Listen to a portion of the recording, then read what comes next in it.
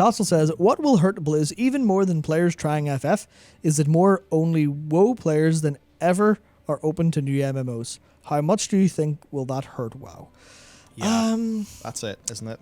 That's I think, was that something you were talking about at Allcraft as well yesterday, I believe? Yeah, the big thing is, like, if you wanted a big theme park MMO, you had to play World of Warcraft because there was others there, but they just couldn't really compete.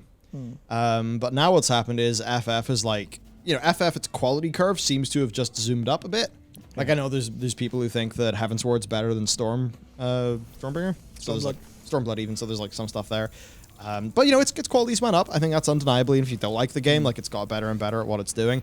So I think if you combo that with WoW, talking a lot about player agency and all these things, but then being very tone deaf to criticism and stuff, then a bunch of issues happening in this current expansion. You just have WoW at its low point, FF at its high point, and I think what's basically, FF's like actually sold out in digital copies. They're like not letting people in because I guess they can't, assure good quality of service. They can't let people in, I guess, because you can't create a character on most servers now.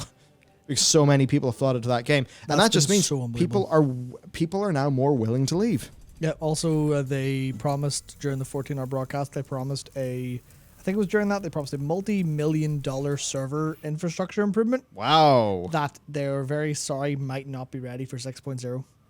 Which means Endwalker launch could feel a bit like a Blizzard launch in a way where, there's no way they can ever cope with the demand of an expansion launch.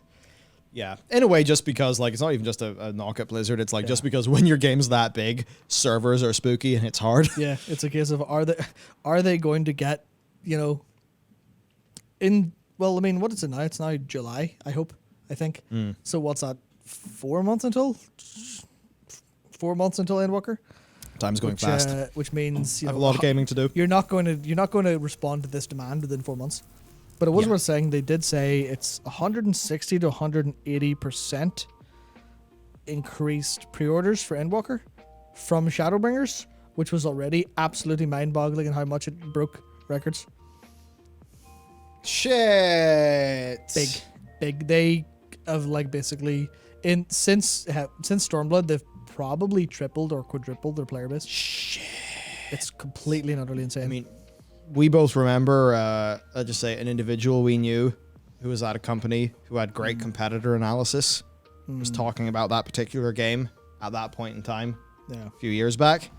So to think about those numbers, track them forward, that's very interesting. Oh, our rider's on the way! The food cometh. This is going to be big. Yeah. Wow, thank you for the supers, everyone. Yeah, cheers. Going mad. But no, it's so fun. our rider is coming from a restaurant that is like about 500 meters over there. I feel terrible every time. Same, yeah. I feel terrible. But the one of the other fun things about the pre-orders being so high was actually at one of the old fan fests. Actually, it might have been I can't remember when it was, but there's the meme format of the 4 dudes on the sofa, just being like, and then being excited. I don't think so. You don't know the 4 dudes sitting down and then they're going, ah! Nope. Fucking hell, Michael.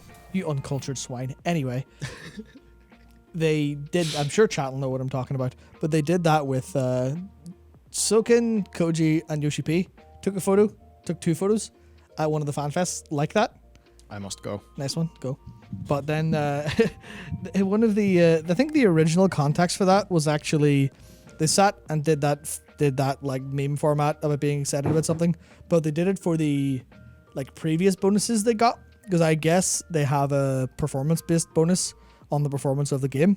So they had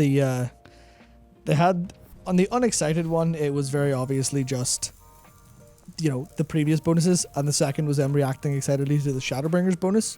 So I feel like they're all going to make an obscene amount of money with the Endwalker bonus, unless Square Enix do something that we've seen. I think we've seen a couple of Western companies seem to do this. Like, the one that comes to mind is Gearbox, where big spike in revenue happens, and then before they have to dish out the bonus regarding that spike, they actually undercut the bonus rules or something like that, like withholding bonuses and stuff like that. So I think that unless Square Enix do something like that, which they felt like they might if it's literally the case that they're going to give out massive bonuses to people. But they have it on that. It's very, very fun. But let's see. Yeah, the reaction guys meme, that's what it's called. Let's see what other supers have come through that I can sort of get through while Michael comes. Oh, there he is. Big news, everyone. Big news.